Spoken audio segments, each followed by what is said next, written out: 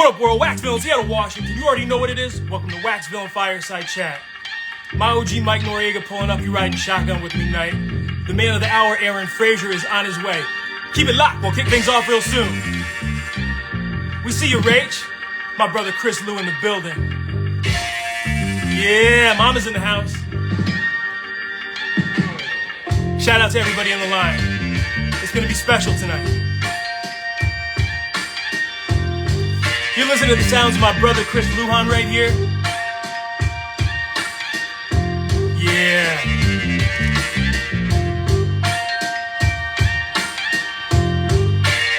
Fast Freddy in the building. We see you, brother.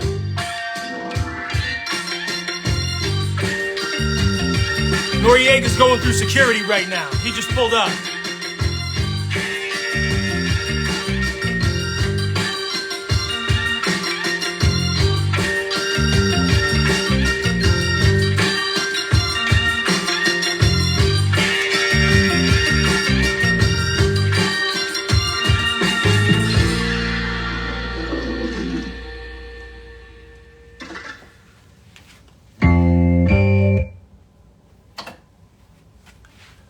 All right, y'all, let me send some requests real quick.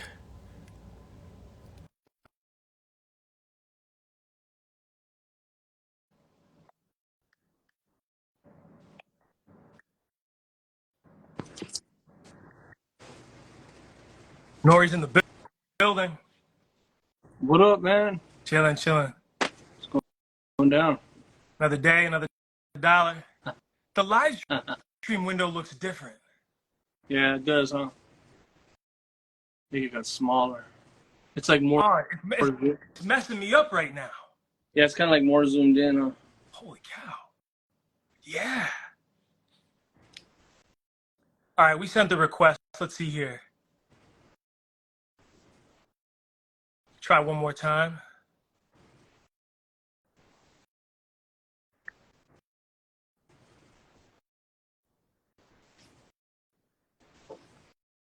I see an account by the name of Collins. You're sending a request to go live. It's for the event team only. Aaron, what's going on, man? What's up? Can you see me? Crystal clear, brother. You're looking real good. Oh, likewise, man. Good to see you. Hey, what's up, Mike? Yeah.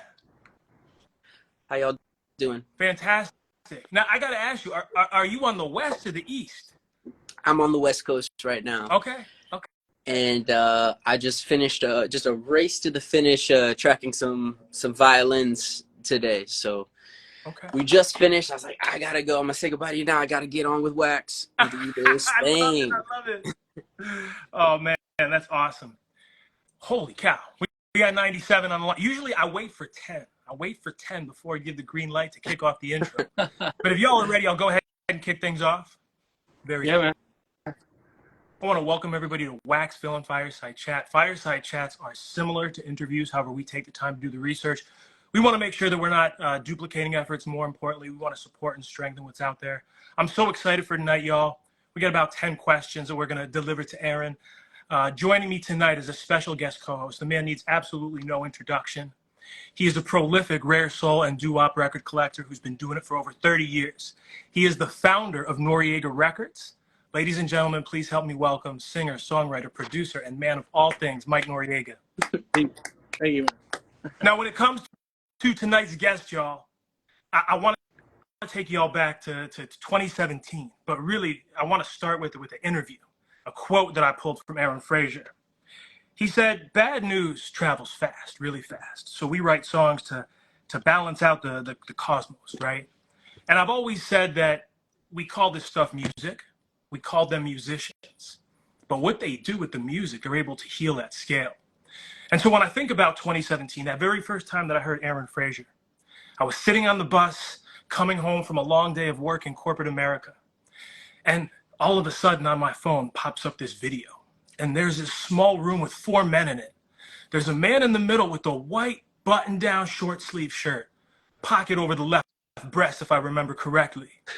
And I was drawn to it because I used to make beats and I love the sound of the shaker. And in the very beginning, you can hear a soloed shaker. But then my world stopped. When he sang This Road, that was when everything changed. And every time that I would see or hear from Aaron since that point, I would get this feeling inside. This feeling would start here in the heart, and it would shoot up, it would shoot down. But by the time I was done listening to the music, I always felt better. And so here we are in 2023. We saw the release of a solo album introducing in 2021, some 45 releases. He's been a very busy man in 2023. Ooh. Did you fall out of your chair off the I'm trying to charge my phone while I'm doing this. Hang on. I don't want to slow you down.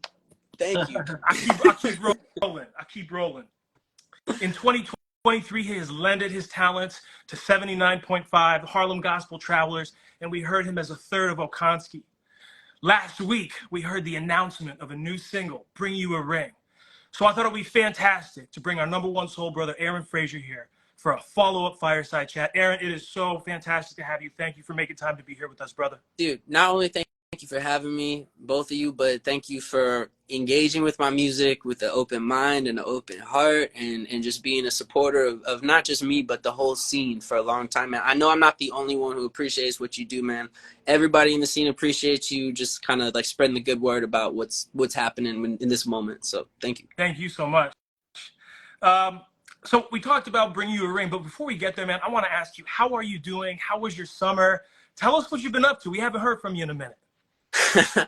Dude, I've been working so hard, and it's funny. It's like I'm not somebody who likes to kind of share what I'm working on as I'm working on it. I'm not really, I'm not really one for like videos from the studio or like too much of like what I'm doing, but yeah, I've been working my tail off on this next solo record. Excuse me, I moved to LA in March. Okay.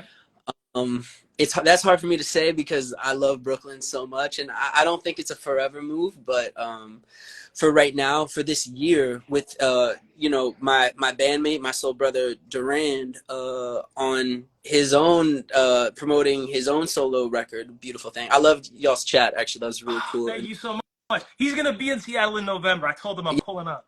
Yeah, man. Yeah. I mean, his solo live show is beautiful too. But since Durand is on his grind, I just figured this was a really valuable time for me. After many years of touring, I've sort of come to understand that I can't tour and write at the same time. I have to, it's kind of one or the other for me. So I figured with this break from the road, let me just like really put the time into a new record. And so that's what I've been doing. And I wanted to not only kind of be in a place where this music and this culture is just like thriving, but also where my collaborators that I've wanted to work with for a while also have easy access to or also live. And so yeah, man, I've been working really, really hard. I barely told anybody that I moved out here because I don't want to like go out. I can't go out every night. I'm just like nose to the grindstone right now. So actually, real talk, I will be happy when this record is done so that I can actually go out and live my life. Very cool. One follow-up question on that. So coming from the city, going out to the West Coast, what's something that you miss, a staple maybe in your daily routine, whether it's a certain coffee shop that you have a new love for now that you're in LA? Okay, what's something that I miss about New York? I miss the bodegas. Okay. For like $5, you get the honey turkey on the roll, lettuce, tomato, mayo, the onion, little salt and pepper, Yeah. I miss the chicken and lamb over rice. Okay. Side salad, probably like $6.99. We're talking from the cart. I mean, we got the tacos on the West Coast, But yeah. I mean, I think I like that people are in a hurry in New York. I think something that makes me go faster when the city is just kind of nipping at my heels. But on the West Coast, the I gotta say the sushi goes hard out here. You can see where my head's at. That I haven't eaten. My head is just on food. No, I mean actually, going on a cruise and in some of these like old cars out. I've been invited to kind of go on drives with people and That's something that I really hadn't gotten to experience until I was on the West Coast, and Wow. Okay. and it's fun, man. It's like you sort of, you can understand. It's like flying, really. It's like just kind of taking a drive over the bridge and flipping around and turn around, everybody kind of going in a line and just kind of enjoying the unhurriedness. Is something that I appreciate about LA. Very, very cool. So it's the 9th month of the year. Give us the inspiration, the backstory on Bring Us a Ring, or Bring You a Ring. Bring You a Ring came from it would not exist without Snoop Dogg, actually. Okay. Yeah. So what happened was I got hit up by Snoop, and he said he was working on a compilation of soul music, and he asked me if I had any instrumentals or any finished songs that I had ready, which I didn't, because I had finished my solo record not that long ago, so I had kind of emptied the tank. But you're not gonna tell Snoop no, so I was like, yeah, of course I have something ready. So I finished the song, I sent it to him, and he liked it. But a couple of days later, he was like, you know what? Actually, what I really want is something a little more like Is It Any Wonder? So he's like, do you have anything like that? And I lied again. I was like, yeah, of course I got tons of shit. And then I really didn't. So I just started from scratch and put together Bring You a Ring in about like 2 days. Recorded it mostly in my bedroom, and then sent it out to my collaborators in Okonski. That's Steve Okonski and Mike Montgomery playing. Okay. And then Eric from Revolution, the reggae band, who normally plays trumpet, he's playing flute on that record. Yeah. That's who's playing flute? Yeah. So anyway, so that really would not exist without Snoop. I wanted to make something sweet, and I felt like actually coming out of the pandemic, so many couples, so everybody went through it, but especially I think people in relationships were having to really go through this thing. Yeah. Couples that I knew who came out the other side of it were strong, man. It's like, and so that's why there's a line in the song, it's like, withstood the pressure, and it was like, well, pressure makes diamonds, and so taking that metaphor of like pressure making diamonds that you can now present to the one that you love, knowing that you can make through the hard times. That's the idea. Oh my gosh. Hey, did Snoop call you Aaron, or did he call you nephew?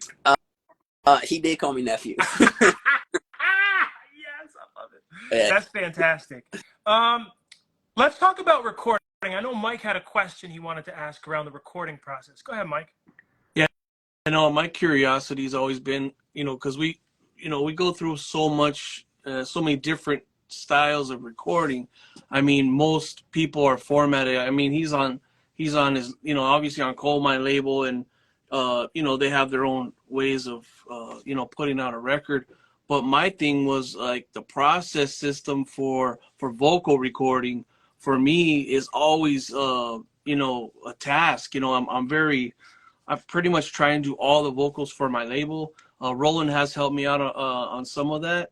He's done real well. But I'm always like, hey, you know what? I should have been there on every single piece, because, I know. I guess my question is like, how do you guys run your sessions when you're doing vocals? Obviously, you probably already have the track. You're probably stacking that that lead vocal on top. I mean, are you guys running full passes, or do you guys do you prefer maybe yourself? Do you prefer going in segments? Yeah. Because for me, the artist, I like if they can do like 4 or 5 full passes, even if there's cracks and breaks and problems. I don't really care, but I'm just very interested in what you think and what you guys do. Like maybe you like to do it one way and they do it another way. Yeah, I get you. So I mean, for me, I'll usually take it by like verse. Yeah. I usually take it by and then do that a couple times, and then comp. So, take like, okay, I like this line, and then once you put the comp together, if there's excuse me, if there's still stuff that you haven't gotten, then you can punch individual lines and kind of go back and address it like that. Yeah, see, for me, I like, I've learned that, like, I was doing that with artists, and, you know, like, it's super tedious. I was telling him with this one artist, I had like 30 hours and which is ridiculous, but she wanted to redo like 90% of it, just because, I mean, when we're sitting there and the artist is hearing it and like, yeah, I feel it sounds good, and by the time I engineer it, break it down, take all the breathing and all the, you know, the weird spots out of that, and, you know, get it to where they have the right reverb and everything, you know how it goes, and then they call me and say like, nah, I hate most of it, like, you know, it's like devastating. Yeah, you know, it's a negotiation, man, between, and I want the artist to be happy. I want the artist to be happy. Yeah, and like precision, like between precision and also knowing that so many of the records we love are messed in a lot of, you know what I'm saying? They're full of flaws. They're like, sometimes, you know, like on You and Me, orders, like that's not a perfect vocal take by objective, like, you know, microscopic standards. She's shooting flat in some ways, maybe the harmonies are a little wonky, but like that's, so it's like there is a diminishing, that's the art of it. That's the art of it. There's a level of diminishing return when it comes to vocal editing that and editing in general, where you sanitizing it, it's like washing an iron skillet. You know, you don't scrub that shit. It's like, you know, you need the seasoning. No, that's what I tell the artist. I said, listen, man, like, I had this one girl just recently, Nira. I don't know if you know her. I just did a record for another label for her, where I did all the vocal production. And man, I tell you, the label owner was like, that's the one, man. Like, don't mess with it. It sounds, I know it's great, but once I sent it to her, she was like, no. This is. I'm like, I get it. You don't like your voice, and no artist usually does. You know, most of them hate their voice. But man, to have all that time in that, I was like, now really listen to it. This is the first track. And she listened to it over and over and over. And she finally called me. She says, it's perfect. Leave it the way it is. And I'm like, well, what happened? She's like, well, all that you were telling me, like all the bad rasp and the quirky little parts and stuff. I started to listen to it. I was like, okay, so you got scratchitis.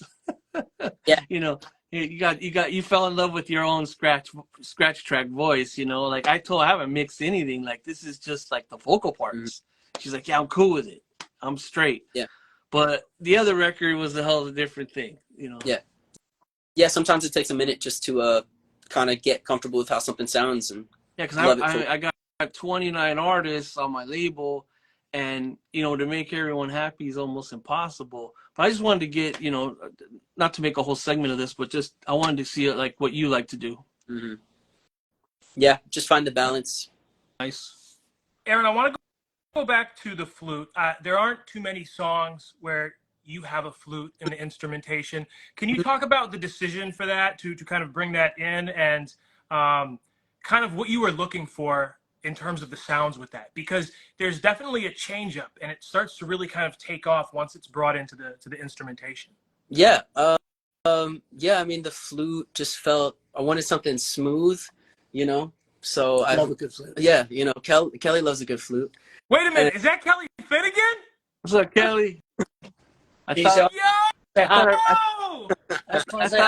I recognized that mafia look. Yeah, that's right. Oh, that's right. Oh my God, Kelly, you're supposed to come out on a separate live stream. Oh no, I know, but you know. Oh my God. Hey, he's hogging up the camera right there. This is wild right now. Oh my goodness. Yeah. There wasn't pretty faces on the screen, so I had to add a little something. Exactly. Yeah, man. I don't want to take it. Love y'all. Y'all great. Keep doing what you do. Mike. What up, Kelly? All right, man. Man, you want to talk to? Lots of surprises tonight. So, Aaron, you know, Bring You a Ring, it feels really big. We see the music video. We see the heart-shaped vinyl in addition to the standard. Can you give us a lens into kind of, you know, where you are in your journey right now, why this one is important and why it might feel so big? Yeah, I mean, I felt like this song for me was getting back to basics, was sort of reaccessing the things that I love about making soul music. You know, I spend more time now than I used to in sort of rooms where I have more access to resources, rooms, you know, situations that might be a little higher pressure, like, you know, yeah, it's so this to me felt like is like getting back in my bedroom and just doing the same thing that I always do, which is just keep it real simple, keep it sweet and honest, and keep it a little dirty, and just bring people something like sincere, and not sort of worry, not really put any pay any mind to like, oh, is this gonna like, how is this gonna stream, how's this, is it gonna hit radio or like whatever. It's just like, it's literally, this is just a song that I absolutely love, and so yeah, I just want to share it with everybody. Inspiration for the video, the jewelry store, and who shot the video? Ross Harris shot the video. Okay. He's done, you might know his work from Someone to Spend Time With by Los Retros. Okay. That's like, I love that. I loved that video, and I just wanted to, there wasn't plot to that video. Sometimes I think music videos can kind of like reach a level of complexity that feels, you know, like unhelpful for me. And so I was like, I just want vibe, man. Just give me like vibe. And I also didn't want to be in the video too much, because I don't love spending a lot of time on camera at all. So yeah, so for Ross, it was kind of like that was the idea he came up with, was use real couples who are actually getting engaged, and go to the store and find people who are just, you know, some of them were people who are just shopping there, and some of them are brought. But you know, I put out the call, so anyone who wasn't just shopping there is like, you know, people who are fans of my music, and it was really sweet to have everybody there and have them excited about each other in this time in their life. So I wanted to capture just like small moments of looking at each other and small contact, and just kind of feel something real, I guess. I love that, because that's what it is. I mean, those moments, you're seeing the decisions. They're looking at this thing that's like forever, right? And it felt so real as you watched each one of those cuts. I want to move on to the next question. I love the drums, the sounds, the build-ups, the progressions, and everything like that. Can you talk about the sound you are looking for as a drummer when you are making soul music? I feel like the drums on Bring You a Ring are more Okonski and less introducing. But perhaps you can just kind of tell me your vision as a drummer. Yeah, good ear. I mean, so the last thing I did with the drums was I sent them to Terry Cole, who slammed through his 388 tape machine, which is the same treatment actually that we gave to Okonski. So you nailed that right on the head, man. You're in forensic audio, I think. I love that. But that's crazy. Yeah, I mean, I wanted to, what I look for in drum sounds is, it actually depends on the style. You know, if you're going something that's more northern soul, maybe you're going with something that has a little more tone in the kick drum and a little less muffling on the snare. You know, something is just like, keep it low and thuddy, and make sure that you get a nice clear crack on the cross stick. Okay. Do you have a certain kit that you like? Is there a brand or something? No. I mean, I tour with a kit that's a Frankenstein kit from Craigslist. It's like every single drum is from they're all gold sparkle, but they're all like from different makers. You know, I actually $15 hi-hats that sound the best, man. Yeah, so my hi-hats are not even marked. I traded them for a pack of Pacifico to a guy. Yeah. Just those Blake nasty, like the ones you got at like marching band, you know, those like schoolhouse hi-hats always sound the best. Yeah, and real thuddy. Actually, when it comes to cymbals, like a lot of kits, if you just kind of tape them up and fill them with pillows and stuff, I think similar drums sound good. Yeah. Cymbals are a place where it's harder to get it right. Yeah, for sure, agreed. Okay, Mike, you got a question about vocals? Yeah, man. Like I always tripped out that when we're you know, when I first seen you perform, it was like in 17. You know, we were at that Resident, you know, and in LA. Remember that spot? Yeah. And everybody was like, "What the hell?" Like, because everyone was expecting Duran to come out and, you know, start singing that lead, and it was like, you know, falsetto. And I Yeah. was like, and then everyone turned, like nobody in Cali knew, like everyone turned like, wait a minute. And I was pretty lit that day, you know. I had a few sessions, and I was like, whoa. When I seen you bust out and you started singing, I was like, well, who's singing, man? Like I was trying to look and see, I was like, hey man, it's the drummer, man. It's the drummer singing. And what was the whole I mean, were you always like into that falsetto, or were you always into like that type of voice? Was your direction from the gate, or did it just like one day let's just try it? Yeah, it was more of a one day, let's just try it. I mean, I wrote Is It Any Wonder and initially sang it in my chest voice. I don't even think I have that demo anymore, but I should try to find it. But That would be interesting. That would actually, you know, be it super interesting to hear. sound good. That's the Does problem. sound good, yeah. Yeah, I'm sure. Well, once we're already directed to that false Yeah, voice, so if it was I, a natural, it'd be like, well, what's this guy trying to do? yeah, I think that sometimes there's doing an impression of the thing and there's doing the thing. And I think what a lot of times makes the difference is if you're not doing what feels natural and authentic to you, you can't fake it. It will Yeah, translate. yeah. And so, I was trying to sing in this style that just wasn't Well, my it's I, it's super classic soul, you know. yeah, but so I we recut that instrumental to give to Duran to sing. But then I wound up doing the scratch vocals, and I was just laying on a couch, and Right. I couldn't sing in my chest voice, so I wound up just singing falsetto just by accident, basically. And that's how I kind of discovered that was for me. That did feel authentic, and it sounded authentic. Yeah. Well, and who knew like how sweet I mean, your falsetto was gonna be in the future? You know what I mean? Like, I don't think you even knew. And I feel like my voice has changed, and I've learned more about how to use it.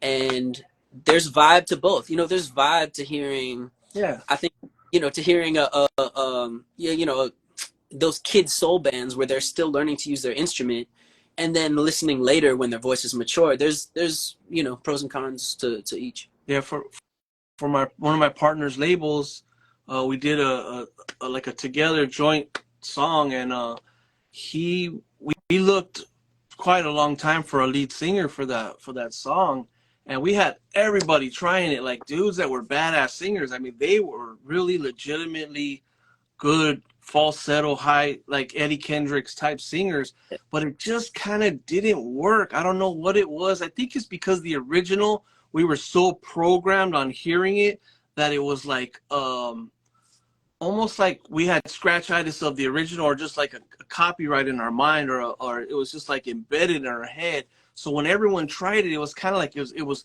on point, and it sounded like really good, but it just didn't work. And finally I said, bro, what are we gonna do about this record? And he's like, I don't know. And then one day I just said, you know what, let me try and do it. Just joking around, really, I swear on my kids, man, just joking. And he was in the office that day, and I started to do it, and he was like, well, go in the booth, I'll hit you. So he was doing, I did like 4 or 5 passes, and then I ended up showing it to Roland, and Roland's like, bro, he goes, you got a pretty good false. He goes, why don't you try and do it? I mean, it was a bitch, but I got through it. It's what you see in me. So on Butcher Shop. So There's good, and then there's right, and those yeah, are not. yeah, it was right. It was right. Yeah. That's what it was. Yeah, it was right. It was just like I ended up, because I had heard it so many times, the OG, and been like, I want to put the right art on it, but I had just had to sound right. You know what I mean? It was like, I'm not going to say it was exact or perfect, or I was mimicking or karaokeing the guy, but I kind of put my own tip on it, and it just kind of worked. Yeah. Yeah. Yeah, man. Very good. But the whole thing was about the false thing was like, I wanted to see where your direction started, and that's I mean, we learned something that I had no clue, man. You're just laying there like just kind of strumming it and saying, hey, this is the way I feel about it, and it really worked. Yeah, thank you, man. Yeah, happy. Obviously. Aaron, let's dive into your work with Okonski. I think that was a fantastic record. Terry has let us know and confirmed a second is on the way. I really wanted to understand, how did this become part of your journey? Because I think back to, a lot of what we heard when you made space to do a solo record, and how just making the time for it was a thing in itself. So how did you find the time to be part of this, and talk about the styles that you have with Okonski versus introducing versus Duran Jones and the Indications? What moves you about this style of music? Yeah, I love the Okonski record, and the second one, I can't wait for everyone to hear it. It feels like we're just dialing. And actually, if you see us live, you'll be able to hear some of the stuff from the second record before it comes out. But okay. yeah, but I mean, I think what I love. Well, okay, hang on. Let's see. Multiple questions. So first of all, we recorded that first record in 2 different sessions, kind of during the pandemic, actually. I was also, that was still a busy year for me somehow, man, between like 2019?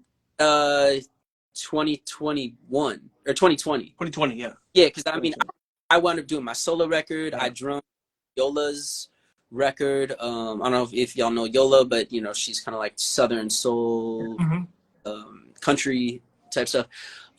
Did the Indications record and the Okonski record. So yeah, there was a lot happening. But I think what draws me to that music is that it's a bit more meditative. I can sort of drum in a different way. Like on my favorite track on the Okonski record is called Song for My Sister's Son. I'm just on brushes. I don't even touch the drums. It's just on cymbals. And it's more about creating ambiance almost. It's like it's almost ambient music there. And so what he takes is kind of the meditative nature of like some of the Ethiopian jazz stuff, and then kind of combines it with like the hard cinematic drumming of like Earl Palmer and the David Axelrod stuff, and then kind of fuses it together, and you make this kind of unique blend.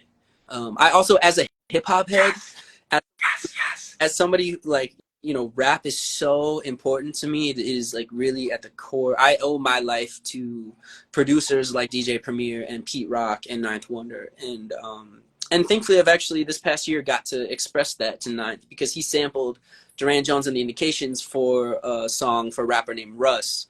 And I was able to talk to him a little bit. But wow, that's big. It was really cool. But anyway, it's like, there is something, especially coming from the East Coast, I say all that to say, drums plus acoustic piano is just like the most hip hop shit. It's just, that's what it is. Like Shades of Brooklyn, Change. Like Milk Bone, Keep It Real. Like Life by Proof. All of these different, Mir the Pape, the Damager. It's like on and on of these like iconic piano and drums, and so to get to play around in that space is so fun. And to the person who asked what the Russ song is, it's called Perfectionist, and it samples Listen to Your Heart off Duran Jones and the Indications' second record, American Love Call. So that record is something that I would listen to literally almost every night, because to your point, you talked about meditation. I just found a lot of peace when I play that record. And one night in particular, all of a sudden, I think when I was listening to Runner Up, I said, is Aaron channeling Dilla right now? Because these drums have that kind of feel. And I went and I did a post about it, because I said, maybe I'm hearing something, but I think there's a whole group of people that need to hear this style of drumming on this record. That's really cool to hear, and I appreciate you taking the time to share that with us, give us a lens into it. Let me see here. So for one of the last questions, you know, in previous interviews, you've talked about learning lessons and applying them to the next project. Would you be willing to maybe kind of talk about what you've learned now that we're 2 years removed from, you know, introducing? Yeah. See, I think, man, that's a good question. One thing I learned is that there is tremendous value in not overthinking. I think what Dan does exceptionally well with Easy Eye is to place artists in a musical environment where they can access their first instinct. And that's a lot of what I was doing on the first Indications record, was just sort of like, we didn't know what we were doing. So our first instinct was all of our instinct. We had nothing to base it on, you know? And then with the next two Indications records, we were sort of like trying to venture out more and more in just kind of like, okay, well, now we've learned about more harmonic structures and we've learned about arranging and all this stuff. And with Dan, it was just sort of like, sit at a kitchen table, we're sitting across from each other with guitars, or I'm playing like half of a drum kit, and we're just like writing 2 songs a day. And if you're writing 2 songs in a day, there's not enough time for you to sit around and be like, is that the perfect, like, you know, sharpened Hal David level lyric? No, it's just like, it feels good in your mouth. And if it feels good in your mouth, it's gonna like feel good on the ears. And it's like, that doesn't even take into account like if it's the lyrical content. I mean, I'm proud of that songwriting too, but like honestly, there's plenty of pop songs that is, what does this lyric mean? It doesn't really mean anything. It just feels good to sing. So what I was trying to do with that record was like have it feel good and also be like solid, you know, meat and potatoes songwriting. Anyway, so yeah, I feel like that's what I learned was like, don't overthink it, but also, you know, I was working with a really set cast of collaborators on that. So something I learned too was sort of having appreciation for being able to actually try different places. And so on this record, you'll hear, on this new solo record, ooh, I don't want to say too much about it. Yeah, you know, I have the freedom this year to try lots of different things. So Can't wait. Yeah. Cannot wait. All right, y'all. So that takes us to the end of the questions. I thought it would be fun to kind of have like a roundtable conversation. And I know, Aaron, you've kind of talked about music that you're listening to that really moves you. You've shared some records with us. Mike, you and I do it all the time. But I'd love it, Aaron, if you could tell us, is there like a soul record or something that's really moving you right now? Maybe some new 45s you brought home? Let's see. Man, well, first of all, you know, I come back to Salt a lot. SAULT, for those of you listening out there. There's a record called Masterpiece. It's a song called Masterpiece by Salt, and it is a beautiful. It's just a beautiful song. The background vocals have this ghostly quality to it. It's not. It feels very unedited, I guess. Okay. You know, like there's just it's not perfect. It's just, but it is perfect. Which is cool. So that one I come back to a lot. Recently, the disco band Jungle, they have a song back on 74 that I'm so happy for them. I've gotten to know them as friends over the past. Wow, very cool. That song to me just like rips hard. The danceability is just like off the charts, and they're very good at writing lyrics that just feel good in your mouth. I like their music a lot. Yeah. Very cool. Mike, how about you? Yeah, man. You know, I'm always like a stickler for a lot of 60s and 70s music, but I mean, I've really listened to a lot of new stuff lately, and I've been really like happy. I've been running through that Sacred Souls album back and forth, and I really liked a lot of the writing, man. Like, you know, Josh and Sal and Sam, and they're writing really well, man. And for the new stuff I've been listening to, that's one of my favorite albums. Like that Sacred Souls album is one of my favorite albums. You know, obviously, you know, it's like a little bit stepped out the box from the other Pinroll stuff. You know, the Pinroll stuff is great, but there's some little, like, the instrumentation always, you know, Roth has his own sound, you know, but there's some things in there that I hear that really, like, have pulled me in. I'm always listening to some older, you know, Northern Soul stuff and 60s and 70s sweet. So I love harmony. Yeah. I started my own vocal group. I was telling you about it earlier. Just kind of putting that out in the world. We got, like, trying to do 10 guys. We got 7 or 8 solid right now. But, you know, trying to do all a cappella and bring back, like, real doo-wop. You know, I got a bunch of dudes that were in old groups, and, you know, we're here every other Sunday rehearsing and trying to, like, you know, get at least 10 songs down. So I've been listening to a lot of that. You know, us working on that has been my focus. You know, it's always been one of my dreams to start a vocal group and to have, like, a real one, like, in play with, you know, real legit, you know, dudes, you know, like, that are all lead singers. They're all lead singers. So Sure. to have a group that's all lead singers is pretty tough. Yeah, that's dope. Very cool. For me, one record I want to show is that one that Aaron put me onto. He was sharing this maybe last year or something, but it's a Billy Jones record. Yeah.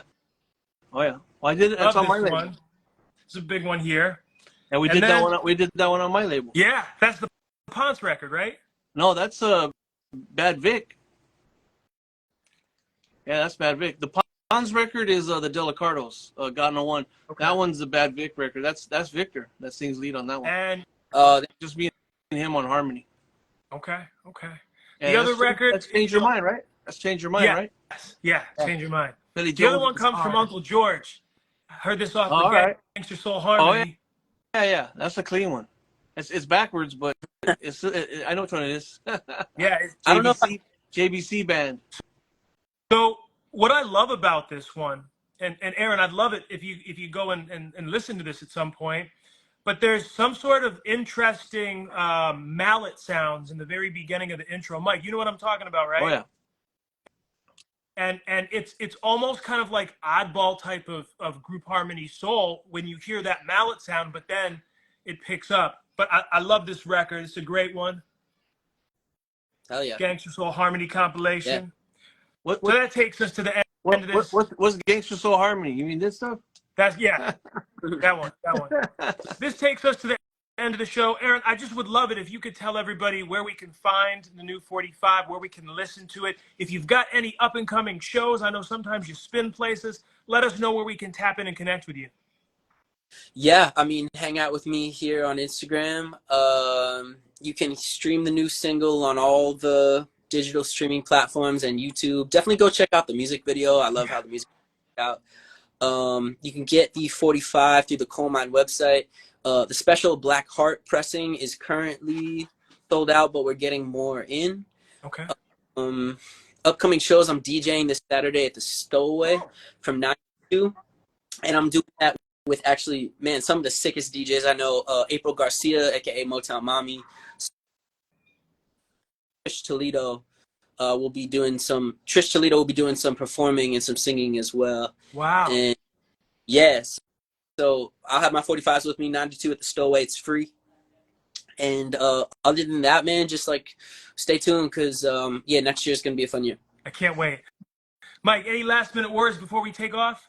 I mean, I really appreciate, how you guys having me on. I want to send Aaron like a little gift pack of some of the records on our label, man, just so he could check it out. Maybe send him a Noriega t-shirt or something, man. Hell yeah, man. Yeah. Send him my way. Very cool. I'm sure you got a record player somewhere later on, right? I love that. In my new apartment, so it's currently on the floor, but yeah. Right on. Very cool. Yeah, I'll send you a little care package, brother. Word up, man. Much love to you. I love that. I want to thank everybody who tuned in tonight for this 43-minute live stream interview with Aaron Frazer, my guest co-host, Mike Noriega. Thanks for having me. Thank you all so much. Aaron, thank you. Mike, thank you so much. All right, Aaron, y'all know how we do it. Waxvillain, Seattle, Washington. We're out of here. All right, man.